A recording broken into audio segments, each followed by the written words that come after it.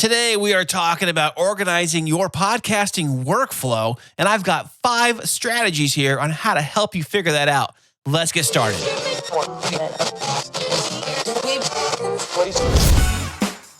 Sound matters. Be heard. Welcome to the podcast where you get exclusive behind-the-scenes tips to make your own show sound truly spectacular. This is Podtastic Audio. Hey, what's happening? How are you doing today? I want to say thank you so much for being here. I am Chris, and I am from the original Chris and Christine Show podcast. You can find out every single thing about that show on a website which I built all by myself. Yeah, check that out at chrisandchristineshow.com. And if you can't remember that, which sounds pretty easy to me, there is a link to it in the show notes of this very episode. So how is your podcast coming along? Do you even have a podcast? What are you struggling with when it comes to your podcast? How long have you been making your podcast? If you've been podcasting for any length of time, like I have, you start to collect a lot of data and storage and audio files and video files and pictures and all kinds of logos you've created over the years and all kinds of goodies and stuff. And where do you keep all your wonderful stuff? Because you do collect stuff after a while. Do you delete it? Do you keep it? Do you put it on a drive in the cloud somewhere? Do you keep it on a separate hard drive located in your office somewhere? How do you manage all your storage? How much storage do you really possibly have? You know, when we first started the Chris and Christine Show, I first got a hold of a copy of Audacity. I'm not sure what version it was. I was using my old Windows PC computer. It was a HP computer, a tower computer, something like that. I bought it years ago before I even thought about even getting into podcasting. I had bought this computer because I need a new computer. And, you know, it usually goes, you have an older computer, it's slower, whatever. You might see one on sale, so you go pick that one up and that kind of thing and all that great, wonderful stuff. So that computer was a decent computer at the time. And listen, I was able to launch the Chris and Christine Show podcast right from it and on it, even though it was not as powerful as this new MacBook Pro I'm using today. And it held up. It did some basic video stuff with it too. I could do, your usual audio editing, things like that. But I did notice that with that old computer, at least compared to the new one, it was so much slower just to render an MP3 file, especially, or even a WAV file or anything like that, any big major files. And now that I use a lot of the real-time effects that Audacity has introduced into the new updates, the old computer could never keep up with that. It would never be able to pull off what I can do today. And that's one of the things I want to talk about today is now that I've evolved so much since then, I have collected and made so many different shows. I actually had bought and installed a second 2 terabyte hard drive into the old computer, which is I still have the computer. It's not hooked up to anything. It's just sitting here in this little cabinet here. It's just, I don't know what I'm going to do with it. Maybe I'll use it one day. I don't know. Maybe I'll give it to the kids. I don't know. But all the original files are still on there. Now, I've transferred them off there since then. But in that computer stores everything we've ever did for the computer and everything we did via photos, videos, and, of course, all the audio podcast stuff. Now, I know that however you do your podcast, when you first get started, we don't really think about long-term bulk storage, when you're first starting out, because I didn't. I recorded the first episode.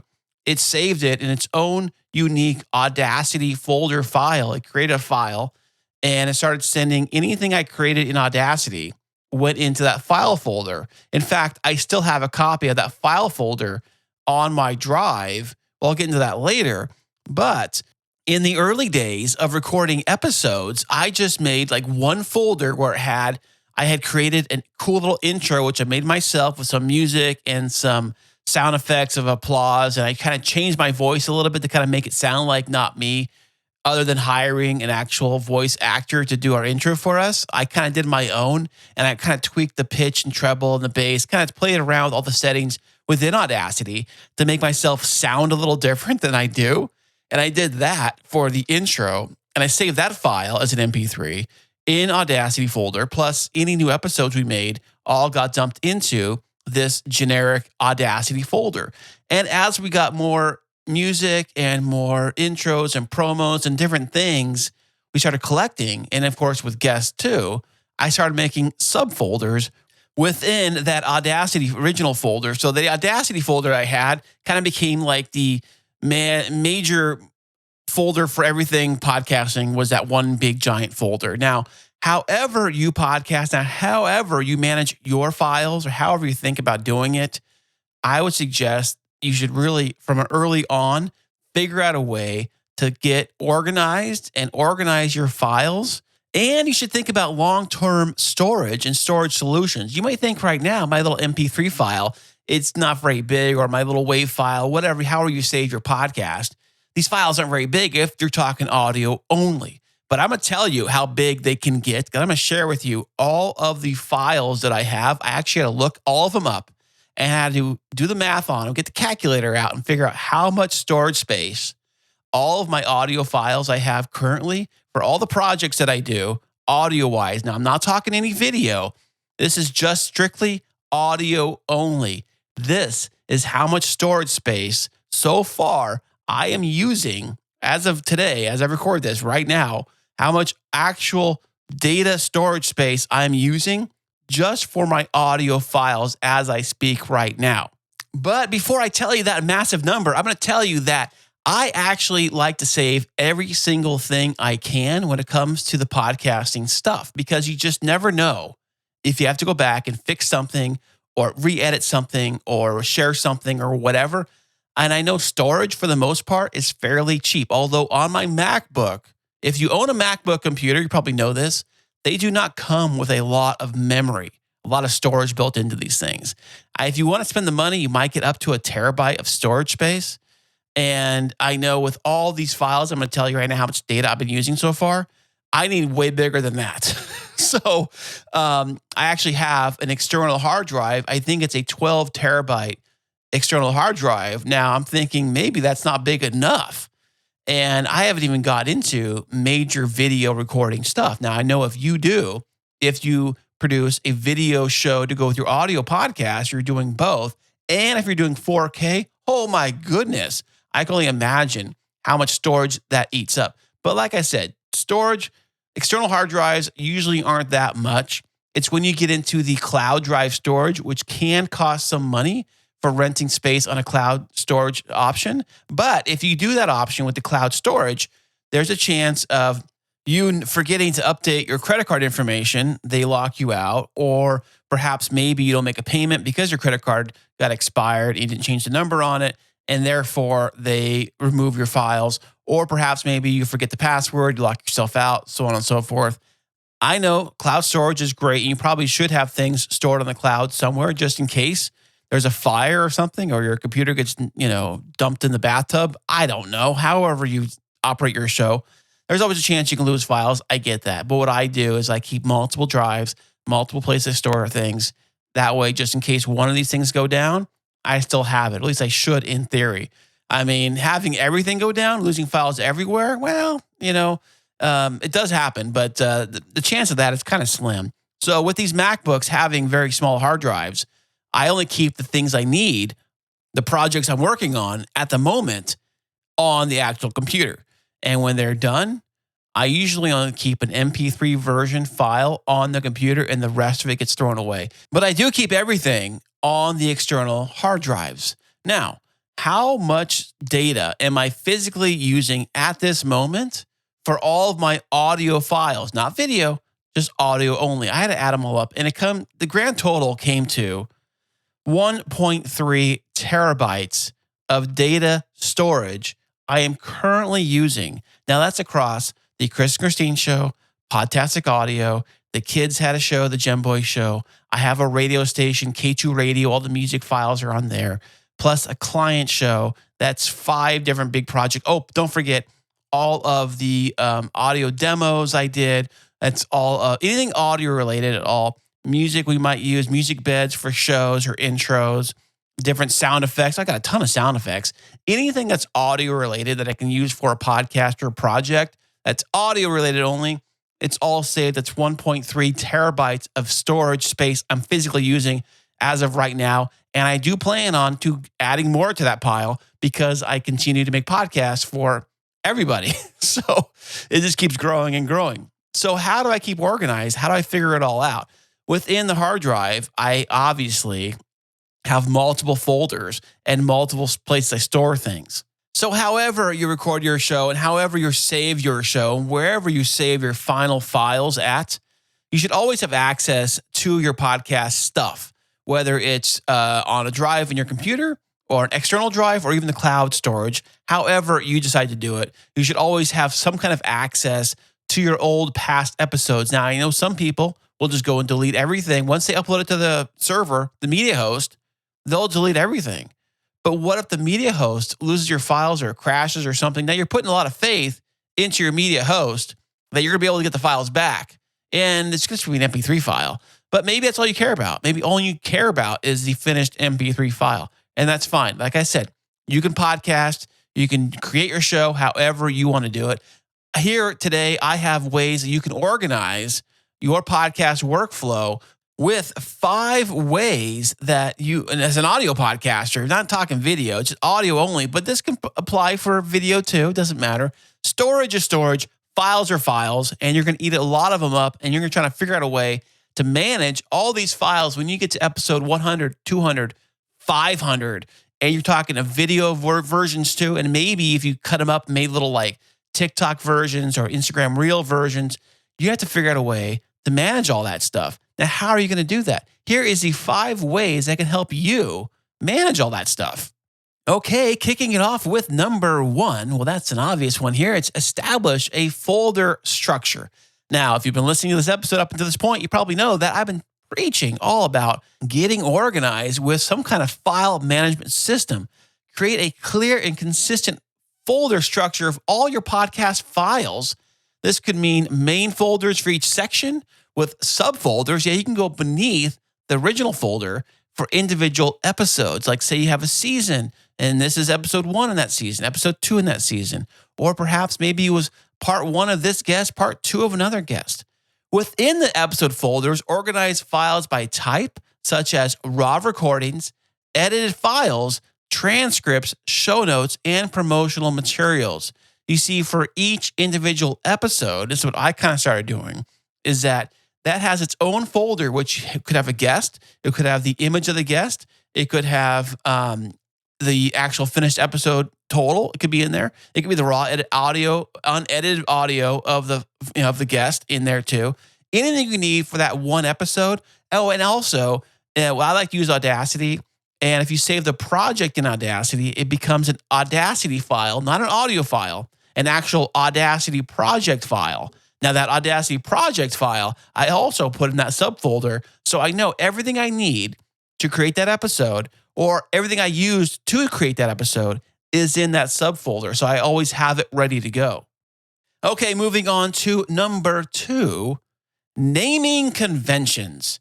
How do you name your podcast files? Do you name them just episode 1 or just 1, 2, 3? Or maybe you name them by the guest name, or perhaps maybe what the topic was in the name. I don't know how you do it. However you got to do it, adopt a systematic naming convention for your files, including episode numbers, titles, or relevant dates in your file names. Because sometimes we think, oh, that interview, I did that in 2020, or is it 2021?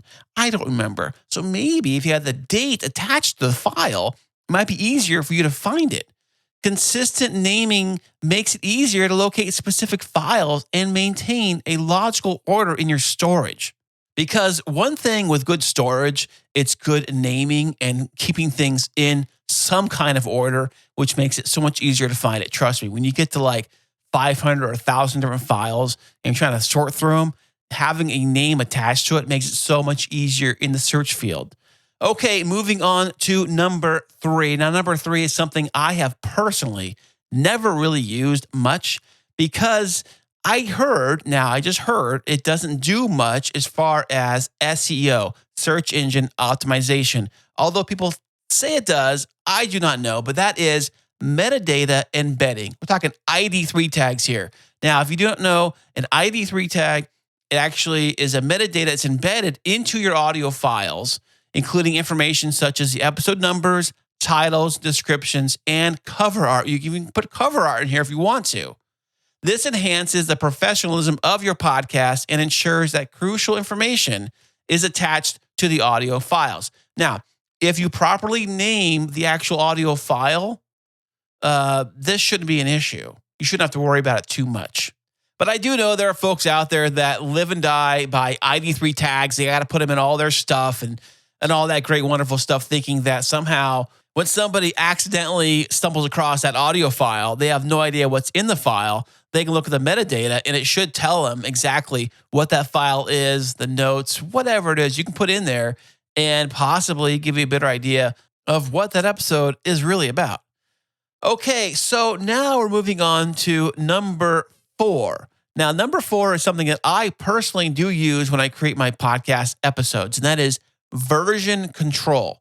Now, you want to implement version control for your podcast episodes. This is particularly important if multiple people are working on the same project. Or for yourself, if you are working on one project and you say you have the unedited version, or say you have one guest conversation, because I like to save everything as a multi-track. So I will have a audio track for person 1, person 2, person 3, and each one of those I will edit maybe individually, bring them in together, and then I will, of course, levelate them. And I do a lot of different things.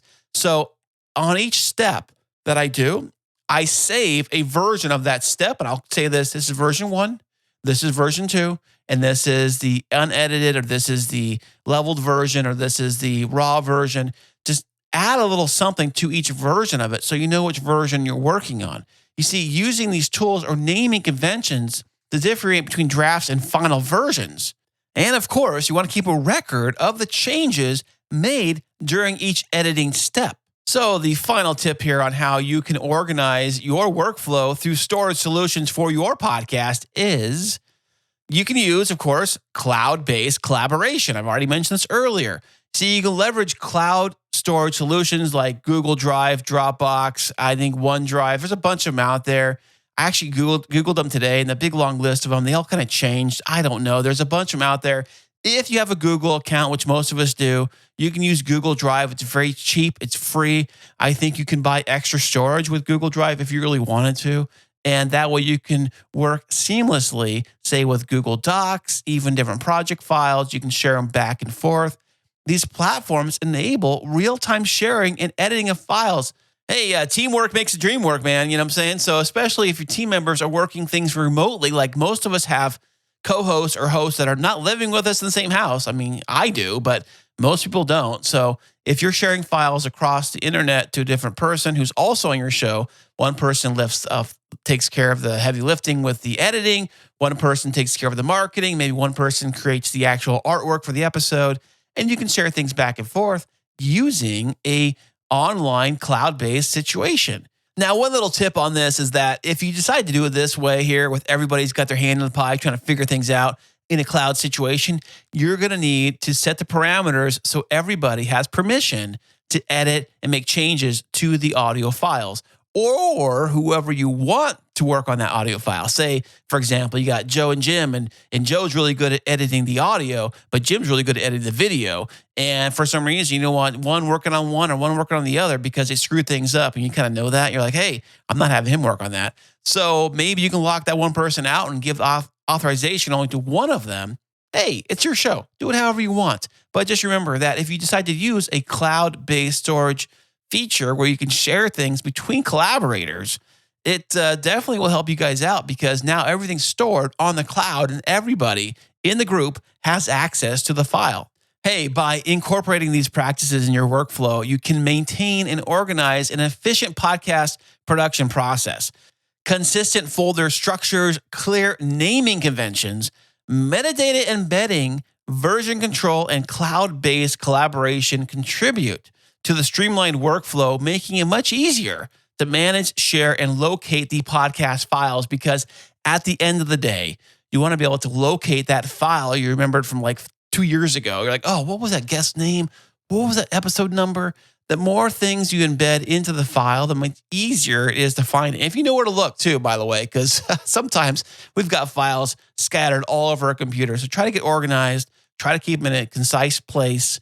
Maybe name that file, name that thing podcast 1, podcast 2, whatever the name of your show is. Listen, it's your show. Do it how you want. But just remember, there's going to come a time where you're going to look back for episode 5 or episode 5 or 6, and you are on episode 506, and you're trying to find that file. You know where you put it. You know where it is. Having a streamlined storage solution, however you want to do it, will help you out in the long run. Hey, thank you once again for listening to this episode today. You know what every single podcaster really needs, other than a microphone, of course? Yeah, it's probably a website. My website is podtasticaudio.com. Very simple. Go ahead and check that out. I got all kinds of past episodes over there, information, a way to contact me, and I will catch you on the next episode.